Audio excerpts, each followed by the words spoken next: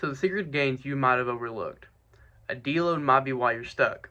If your progress is stalled, your joints are in pain, or you're feeling constantly fatigued, it might not be because you need to train harder, but quite the opposite. Now, most people, when they get stuck, they will increase the intensity from, saying, going 5 days a week to 6 days a week just to get that extra work. Now, instead of training harder, you need to train smarter. Today, I'm going to break down what a deload week is, what the science behind it, why you should do it, when to do it, and my personal experience with it. So what is a deload? A deload is a planned reduction of weight, intensity, or volume, or maybe both depending on how severe it is and how your body is able to recover and adapt. That doesn't mean stopping completely, even though it is it is an option for some people. I do not recommend it, but it can be helpful. So when you drop the weight, I usually go about 50% or 60% of what I would usually do. If I'm going to reduce the volume, I would cut. If I'm going to do 4 sets, I might do 3, maybe 2, if it's something really fatiguing. Or if it's something like leg press and I have it programmed for 3 sets, I might just do 2. If I have it programmed for 4, I might just bump it down to 3 because it's not very fatiguing, where something a squat is very fatiguing on your central nervous system. So I will bump it down from 4 sets to like 2 sets. And then there's the option of taking a full week off. Now, I personally don't do that, and I'll get into it further in the video. But the goal of a deload isn't just to take it easy. It's to allow your body to recover and adapt while maintaining and improving your movement patterns. You might be thinking, want to lose progress if I ease up? Actually, the science is otherwise. A study in Sports Medicine Open found that if you reduce the risk of overtraining and help maximize long-term muscle growth and strength.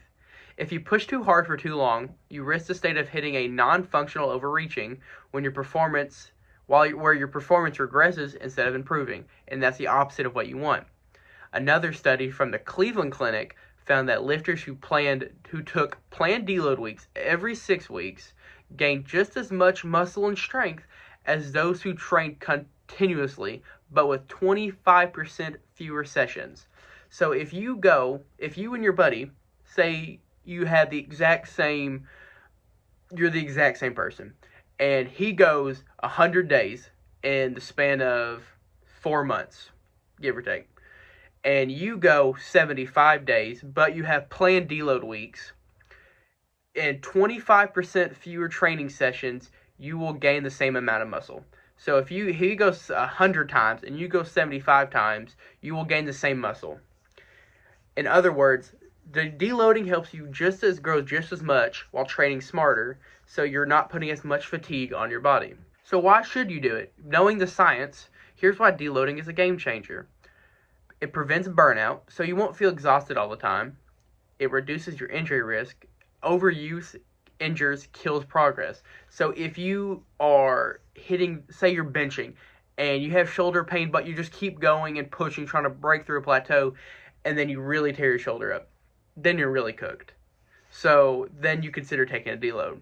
It boosts your long-term gains, so super compensation helps you come back stronger. So when you take that week off, you might feel like you're doing nothing for yourself, but when you come back, I'm telling you, you're going to be much stronger. And then it's also a mental reset. Training doesn't always have to be hard, and can be fun, and it's not just for a grind. Now, between sets, it's definitely a grind, but you should enjoy going. Now, every day you'll have the motivation to go, but that's where discipline takes in. But it's to a point where not everybody can just use discipline to get themselves in the gym, and that's where a deload week can really come in. So if you think about it, it's like kind of sharpening a knife. You don't get stronger by constantly dulling the knife and cutting.